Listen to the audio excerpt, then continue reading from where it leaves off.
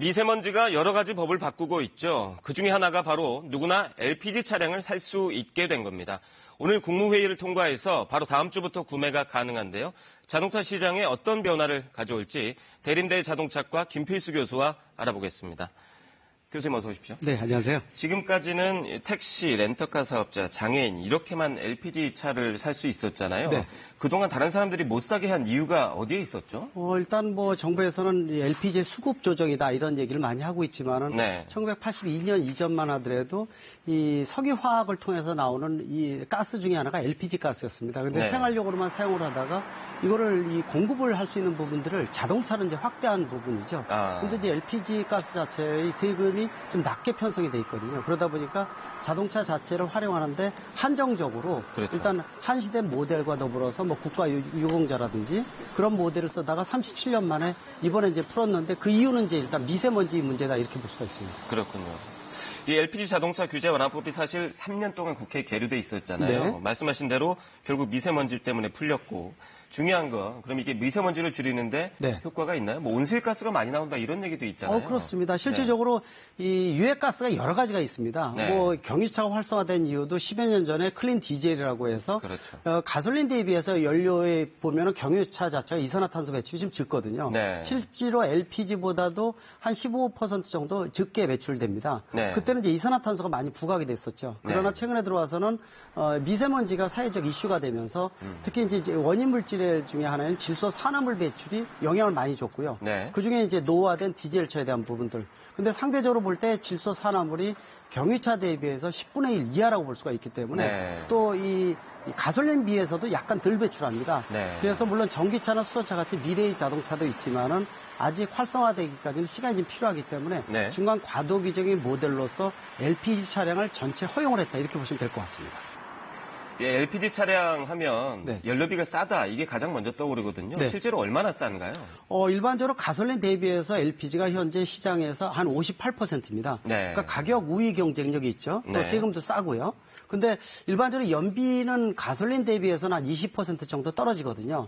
그러니까 네. 일반 소비자 입장에서는 싸게 구입한 LPG와 연비가 떨어지는 것을 합쳤을 때 전체적인 가성비로 봤을 때 20, 30% 어느 정도 이 성과가 있기 때문에 네. 실제로 중장거리 운행하는 생계형 차량 같은 경우에는 이점이 분명히 있기 때문에 아마 나오게 되면 구입하는 사람도 좀 있지 않을까 이렇게 예상을 할 수가 있습니다. 그렇군요. 반면에 연비가 좀 떨어진다. 네. 그리고 충전하기가 쉽지 않다. 네. 워낙 드물게 있기 때문에 네. 이런 얘기도 있거든요. 그렇습니다. 연비는 실질적으로 좀 떨어지는 건 사실입니다. 그러나 최근에 들어와서 LPG가 우리나라 기술이 세계 최고 기술입니다. 네. 즉 직접 분사 방식도 개발이 됐고요. 또 최근에 들어와서 이 미세먼지의 원인 물질 중에서 가장 큰 문제였던 1톤 트럭 같은 경우에는 20년 이상 된 생계형이라든지 문제점이 상당히 크거든요. 네. 이런 것들은 1톤 LPG 트럭이 나오면서 대체 효과가 상당히 클 것으로 보고 있고 네. 또 말씀하신 내용 중에서 충전소에 대한 부분들은 아마 이 고민이 됩니다. LPG 네. 차량을 끌고 이 지방에 갈 때 충전소만 보이면 가득 채우던 습관이 좀 있었거든요. 그래서 먼저 위치를 확인하고 가잖아요. 맞습니다. 네. 아직도 좀 부족한 게 사실입니다. 그러나 아마 활성화가 되면은 LPG 네. 충전소도 좀 늘어날 거고요. 네. 또 주유소 같은 경우가 경쟁이 심해지면서 수익 모델이 떨어지는 부분이 있기 때문에 아마 LPG 차량이 좀 늘어나면은 전환하는 이런 충전소도 나오지 않을까 이렇게 예상을 하고 있습니다. 그렇군요. 또 한 가지 단점으로 꼽히는 게 겨울에 시동이 잘 안 걸린다 이런 네. 얘기도 있었잖아요. 이 부분은 어떤가요? 많이 해결됐다고 볼 수가 있습니다. 네. 예전에 일발 시동에 대한 것들, 물론 이제 일반 가솔린 차량에 비해서는 이 일발 시동이지만은 시간이 좀 길게 걸리거든요. 네. 근데 겨울철 시동이 안 걸리는 것도 많이 해결이 됐습니다. 그만큼 아까 직접 분사 방식이라든지 네. 또 1톤 트럭 엔진이라든지 국내 메이커에서도 LPG 엔진을 다양하게 여러 개의 기종을 이미 양산형으로 개발해 놨기 때문에 네. 그런 측면에서 기존의 단점들이 많이 사라져서 소비자가 우려하는 그런 부분들은 많이 사라지지 않을까 이렇게 기대도 하고 있습니다.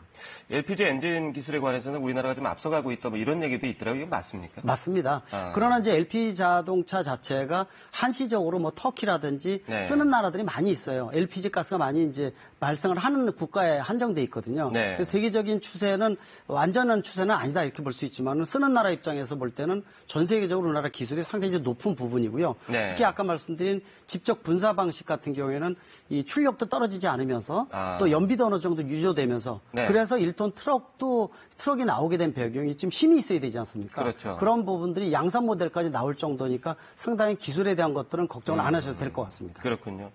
이런 생각을 해볼 수 있을 것 같아요. LPG 자동차가 늘어나면 네. 휘발유나 경유 소비가 그만큼 줄 거 아니겠습니까? 네. 그럼 정유업계가 반발하지 않을까? 뭐 이런 얘기도 있는데요. 실제로 맞습니다. 네. 몇 년 동안에 석유업계와 LPG 업계가 이 물밑에서 전쟁 중이었습니다. 아, 그래요? 예, 결국은 제로섬 싸움이거든요. 네. 한쪽이 늘어나면 한쪽이 줄어들 수밖에 없고요. 네. 또 전기차나 수소차가 활성화되면서 그것도 뺏어가는 부분들이 있습니다. 네. 그런 측면에서 치열하게 싸우지만은 가장 중요한 건 역시 소비자의 목소리라는 거, 소비자의 그렇죠. 선택폭이 넓어진다는 거 이런 부분들이고요. 또 가장 걱정이 되는 것 중에 하나는 정부에서 시장은 풀어놨지만은 과연 국내 메이커에서 얼마만큼의 LPG 차량을 출시하느냐. 네. 수익 모델이 줄면은 출시를 안 하거든요. 네네. 또 SUV 차량 같은 경우에는 전혀 한기 정도 없기 때문에 그런 선택의 폭을 넓게 하면서 소비자의 어떤 입맛에 맞는 차종이 많이 나오는 것. 이 부분이 가장 중요한 포인트라고 볼 수가 있습니다. 네. 또 앞서 말씀하신 대로 그동안 LPG에 세금 혜택을 준 게 생계형이라 그런 거잖아요. 네. 그러면 혹시 이렇게 구매 제한이 이번에 풀리면서 네. 이 세금을 또 올리는 거 아닐까요? 충분히 걱정도 됩니다. 네. 지금 뭐 물밑에 가라앉았던 경유세에 대한 것들도 경유차를 제어하기 위해서 그런 얘기 나오지 않습니까? 그렇죠. LPG에 대한 부분들도 세금이 분명히 생계형이기 때문에 낮게 잡았었거든요. 네. 근데 어느 정도 활성화돼서 세수 확보를 위해서 이 부분들을 어느 정도 높인다라는 얘기는 다시 한번 또 충격을 줄 수가 있기 때문에 네. 정부에서 좀 활성화하면서 이런 부분들을 좀 신뢰성 있게 투명하게 안 올리겠다라고 선언했으면 하는 생각도 들고요. 네. 그런 부분이 있어서는 상당히 고민거리이기 때문에 일반인들이 걱정하는 부분은 충분히 있다고 보고 있어서 정부의 역할이 상당히 중요하지 않나 이렇게 보고 있습니다. 그렇군요. 사실 그 부분이 가장 이제 시청자들이 관심이 있어하는 부분이기 때문에 네.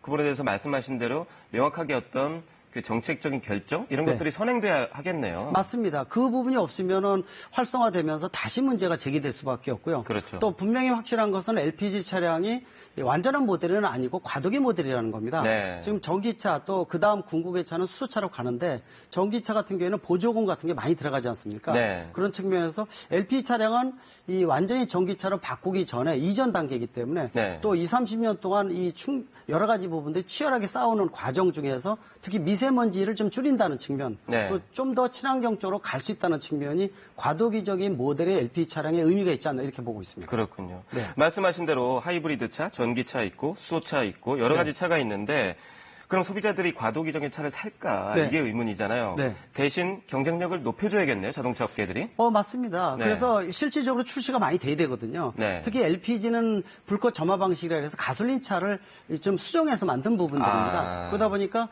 이 같은 차에서 이 경유차와 아니면 휘발유차가 나오게 되면 약간만 좀 신경 쓰면 LPG 차량까지 나오거든요. 네. 근데 고급 모델이 좀 적은 것도 좀 아쉬운 부분이 있고 네. 또 SUV 차량이 40% 차지할 정도로 세계적인 대세인데 네. 그 차종은 하나도 없다는 거. 이 부분을 좀 얼마큼 활성화시키느냐가 관건이라고 보고 있습니다. 네. 오늘 설명 잘 들었습니다. 네, 고맙습니다.